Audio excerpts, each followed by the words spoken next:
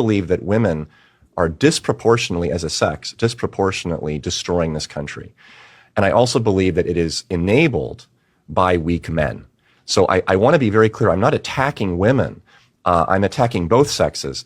But we attack men, and rightly so, all the time for excessive aggression, violence, sexual predation, as we should. But we never, ever criticize women for their errors, for their sex-specific flaws, which are largely uncontrolled, uncontained emotion, which explodes and leaks out into horribly destructive areas, such as the sexual mutilation and hormonal castration of young children, most of whom are girls, and most of which is led by women. Women therapists, women teachers, women surgeons, women clinical directors, women politicians, women legislators. Even mothers in families are largely driving this, not men, not fathers. Of course, the fathers, they're just standing around letting it happen. So I'm not saying that they're guiltless or blameless, but I'm saying they're not stepping up. And we need strong, ethical men to stand up and to contain the excesses of what I would call toxic femininity. And we have lost that balance in our society. And if we don't get it back, we are gonna fall as a nation. We are already teetering. And we are very close to the precipice. So our problems today, we could say, the political divide, a lot of politics. Politics is a symptom of an underlying problem. Absolutely correct. And when you talk about these things as a woman, you get labeled male-centered, right? You get labeled, in some communities, mammy, derogatory, other derogatory words. But it's absolutely true. I don't have a psychology degree and, a doctorate, but you can see it. You can see it in all of the young girls. You can see how they act. Right. There's no duality. When I was growing up, it may have been some girls that might do this, but most of the girls were like this. On TV, you can see, Little Kim, but you can, also see somebody else. Right. There's absolutely no duality. It's all being pushed one way, and it's women driving that whole thing. And when you talk about it, it doesn't, everything gets labeled as sexist. Everything gets labeled as, well, you just don't like women. No, women have a lot of issues, and they're able to mask it, under sexism. But a lot of them are, traumatized, and they put their toxicity off to everybody else. A lot of them don't know how to communicate. They're like stunted at like 15. Most of them talk like 15-year-old girls. They don't know how to communicate, and it's always somebody else's fault.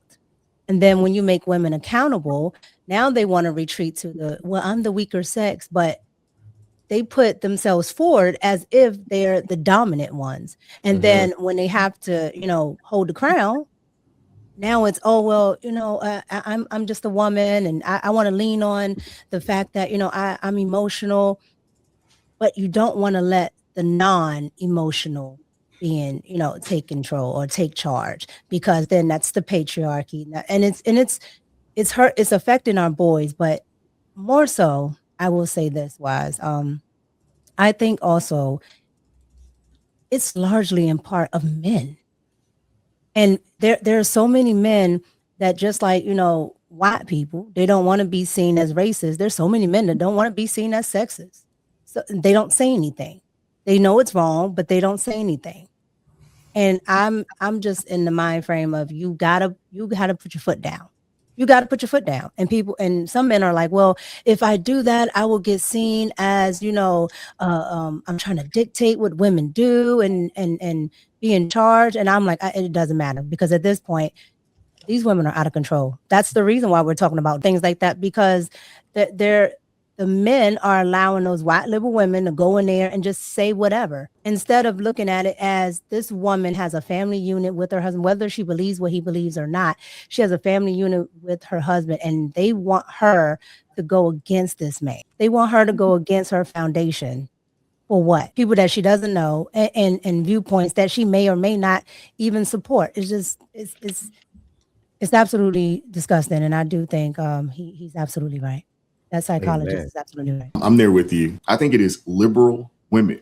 And I think when you go to these college campuses and they get indoctrinated, with this, far left, liberal progressiveness, I don't know what it does to the brain, but it's a net Come on. negative on society. Oh yeah. It is a net negative. I am for certain that there was a time where they tried this before. We've had this feminism thing, in America for 60 years or so. I am at a point now where I truly believe that there was a society that tried this maybe 1,000 years ago. And it was so terrible that they said, we got to have full control and put the constraints on all of these women, because when we gave them the opportunity, they basically ran society into the ground. Look at what we're experiencing right now. They're running society into the ground, and we have entirely too many weak beta dudes won't step up and stand on their square the way they're supposed to, because the reality of it is they couldn't do it if men didn't allow it. Facts. Well, a lot of women don't even understand. I'm just saying, if he wanted to, you wouldn't do anything. So the men are allowing you to be you, and you're taking an inch and going a mile, right? Yeah. And I really honestly do think men are going to have to put their foot down. I'll liken it to this. Malcolm X, the Malcolm X movie had one little part in it where he was talking with his wife, and they started going back and forth, and he, elevated his voice. He said, "Look, don't you raise your voice in my house." And she had to. Yes, she he stepped did. back like this, because at some point you got to put a pin in it. Or it's just going to go on and on and on and on. Right. And that's what men have to do in society. At some point, like, we try to give you this, we try to give you that, and you're still going. So no. I'm going to tell you what we're going to do now. That's right. No, I'm with you 1,000% there. And you see it like in the households that are ran like that. Those households are actually, they're more prosperous, more successful. The kids are better off. Everybody's better off. The challenge for men in life is to first develop their aggression and their propensity for violence, because it is the aggression and the propensity for violence that establishes public peace. When it is controlled, first you must have it and know how to use it. And at that point, you must know how to control it, so that you are not creating chaos all over the society. In fact, when you know how to control it, you actually create public peace, and everyone is the beneficiary of that. The challenge for women is to know how to develop properly their emotional, which has an intelligence to it, but also to know how to control it. When women can control their emotions, they can provide private peace. And everybody is the beneficiary of that. So this balance is extremely important. It is begun, the training for it begins in childhood, and it is lived and expressed and practiced in adulthood. So when you find, as Mika says, these adult women who have the emotional intelligence and they display that of 15-year-olds, something has gone extremely wrong. And in their adulthood, we've built an entire culture to nurture this dysfunction. There is no institution. First of all, we broke down the family. The most obstructing force for any level of dysfunction is the family. Because if you have a husband, you have to start compromising for the marriage to work. If you have children, you have to make all types of compromises and sacrifice for the children to be healthy and safe. So you are constantly having to pull your own emotional desires back and maintain a balance just for that ecosystem to live. But as the family becomes more broken down and the women are, dare I say it, outside, they do not encounter anything that obstructs them. So we know that an object in motion will stay in motion until acted upon by an equal and opposite force. These people are living without any equal and opposite force. They can't go to work and get any pushback. They can't go to school and get any pushback. They have no families that give them no pushback. And the churches are full of women encouraging them to go on and go forward and become more and more toxic and dysfunctional. And let me tell you what this is called. This is why I believe this is by design. They have studied, you go back and look in history, they have studied all they needed to know about human psychology to destroy it. There is a psychological concept called the devouring mother. Mm. It is a destructive shadow archetype I know the in type. Jungian psychology and mythology. She represents an overbearing parent whose love becomes so suffocating and engulfing that she psychologically consumes her children, preventing them from developing autonomy, independence, and their own identity. There was a song in the 70s, and the chorus of the song says, "Too much love is worse than none at all." Mm. We have told women, we have told people, John Lennon told the world, all you need is love. That is a destructive and demonic lie. Love can destroy you That's right. if it is not handled properly. That's right. And they got these women loving their children literally to death, to all types of chaos, to stunted growth. And now they want to love the broader society through their politics into slavery. These women must be stopped.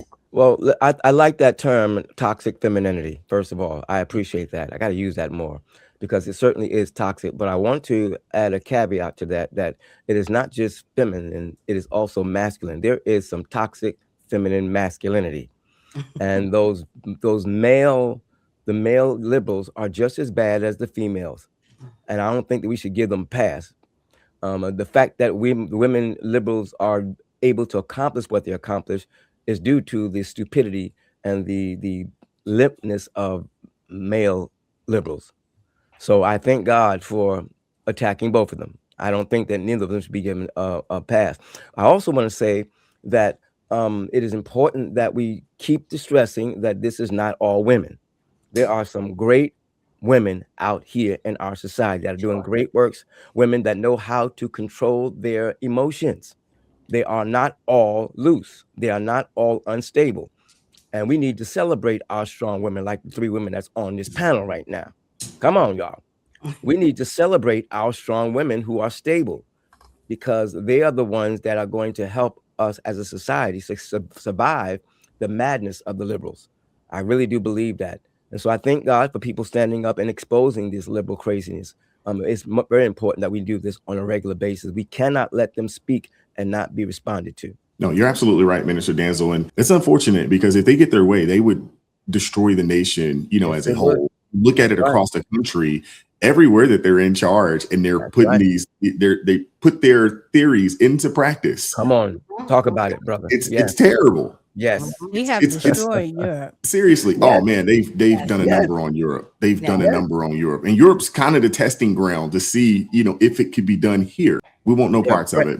I'll say there's nothing new under the sun. You said there may have been a society, but the Lord warned us a long time ago in Genesis chapter 3, verse 16, that women will want to control their husbands. That is a part of the curse that fell upon the earth because women decided they were going to do what they did. And the husband, soy boy Adam, did not stop the woman from eating the fruit, even though the Lord told him that you were not supposed to eat the fruit. He let his woman decide she was going to listen to a serpent and eat that fruit. So the Lord warned a long time ago that this was going to happen. We keep calling them liberals. They're not liberals. That is what you call the spirit of Jezebel and Ahab. That is what you're seeing in real time because these women are ruling the nations. They're running rampant. They're all over the place.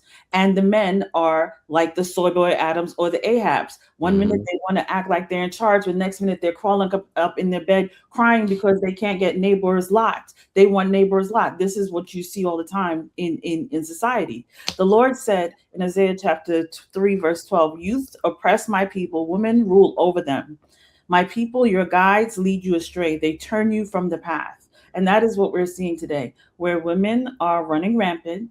The children are causing chaos in the streets. And the Lord warned us of all of that. The only thing that we could do is turn back to him. And we as Christians, as I always say, God never gave us a spirit of fear. He gave us a spirit of strong mind. So we're supposed to be out there, bold, calling down these things and rebuking these spirits, because that is what is embodying these women and these men. That's why the women are so brazen. They want to take over everything, and they are just leading people down a very destructive path.